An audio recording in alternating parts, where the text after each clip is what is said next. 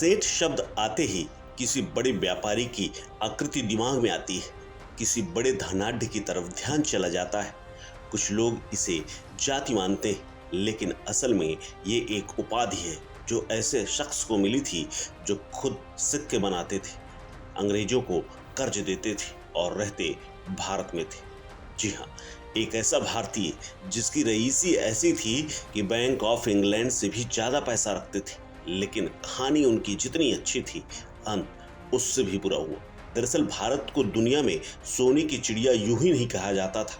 कई सदियों तक इस देश को विदेशी आक्रांताओं ने लूटा, फिर भी इतना सब कुछ था कि इतिहास में कुछ ऐसे नाम भी दर्ज हैं जो राजा महाराजा न होने के बाद भी अपने धन दौलत के बदौलत राज करते हैं। ऐसे ही एक व्यक्ति थे मुर्शिदाबाद के जगत सेठ, जिन्हें सेठ फतेह चंद के नाम से पहले जाना जाता था। आज के समय में भले ही बंगाल का मुर्शिदाबाद शहर गुमनामी और तमाम दूसरी वजहों से चर्चा में रहता हो, लेकिन एक समय ऐसा था जब हर किसी के लिए ये एक व्यापारिक केंद्र हुआ करता था। हर तरफ इसी स्थान के चर्चे हुआ करते थे। शायद ही ऐसा कोई व्यक्ति हुआ था जो उस समय इस स्थान और जगत सेठ का नाम न जानता हो। कहा जाता है कि इस समय उनके पास इतना पैसा था कि इंग्लैंड के सभी बैंकों के पास भी नहीं था। इसी रईसी के चलते उनको जगत सेठ कहा जाता था और ये टाइटल फतेह चंद को मुगल बादशाह मोहम्मद शाह ने 1723 में दिया था, जिसके बाद इस पूरे परिवार को जगत सेठ के नाम से जाना जाने लगा।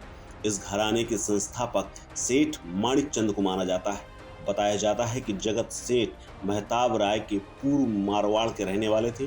1495 ईस्वी में गहलोत राजपूतों में से गिरधर सिंह गहलोत ने जैन धर्म स्वीकार कर लिया था। इस परिवार के हीरानंद साहू 1652 ईस्वी में मारवाड़ छोड़कर पटना में जा बसे थे। पटना उन दिनों व्यापार का एक बड़ा केंद्र हुआ करता था।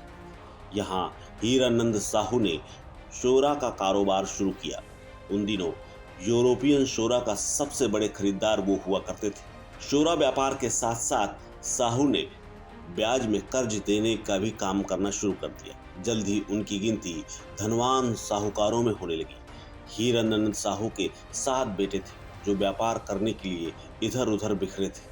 उनके एक बेटे माणिक चंद ढाका आ गए, जो बंगाल की राजधानी हुआ करता था। दरअसल माणिक चंद ही थे जिन्होंने बंगाल के जगत सेठ परिवार की बुनियाद रखी। मुर्शिद कुली खां बंगाल, बिहार और उड़ीसा के सूबेदार और माणिक चंद के गहरे दोस्त हुआ करते थे। माणिक चंद न सिर्फ नवाब मुर्शिद कुली खां के खजांची थे, बल्कि सूबे का लगान भी उनके पास ही जमा होता था। दोनों ने मिलकर बंगाल की नई राजधानी मुर्शिदाबाद बसाई और औरंगजेब को 1 करोड़ 30 लाख की जगह 2 करोड़ का लगान भेज दिया। 1715 में मुगल सम्राट फारूक सियार ने माणिक चंद को सेठ की उपाधि दी। इसके लिए एक बड़े पन्ने पर जगत सेठ गुदवाकर उन्हें सील बनवाकर भेज दी गई, जो दूसरे दुर्लभ उपहारों के साथ शाही दरबार में फतेह चंद को पेश की गई। इसके बाद ये परिवार जगत सेठ के नाम से ही जाना जाने लगा। माणिक चंद के बाद परिवार की बागडोर फतेह चंद के हाथ में आई, जिनके समय में ये परिवार बुलंदियों में पहुंच गया। चाहे ढाका हो, पटना, दिल्ली, बंगाल या फिर उत्तरी भारत, तमाम बड़े शहरों में इस घराने की शाखाएं हुआ करती थी। इसका मुख्यालय मुर्शिदाबाद में हुआ करता था।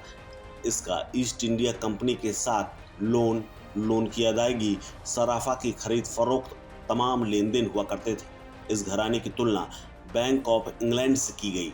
आंकड़ों के मुताबिक 1718 से 1757 तक ईस्ट इंडिया कंपनी जगत सेठ की फर्म से सालाना 4 लाख रुपए का कर्ज लेती थी। डच और फ्रेंच कंपनियों के साथ भारत के कई राजा महाराजा भी इस फर्म से कर्ज लेते थे। जगत सेठ घराने की संपत्ति की अगर बात की जाए तो कहा जाता है कि ये परिवार चाहे तो सोने और चांदी की दीवार बनाकर गंगा की धारा को रोक सकता है।